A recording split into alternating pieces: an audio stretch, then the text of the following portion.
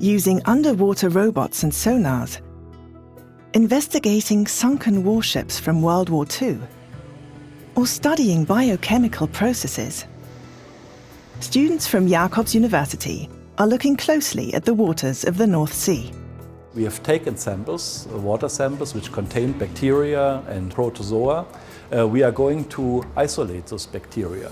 On the ship, we have put the filtered material on agar plates, and those agar plates are now assessed in terms of colony morphology, in terms of what kind of taxonomically different bacteria are there, and then we are going to use molecular biology techniques in order to determine what is their contribution for different processes in the ocean.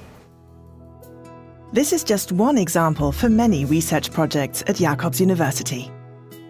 Students like Mahad appreciate the high proportion of practical research work right from the early semesters.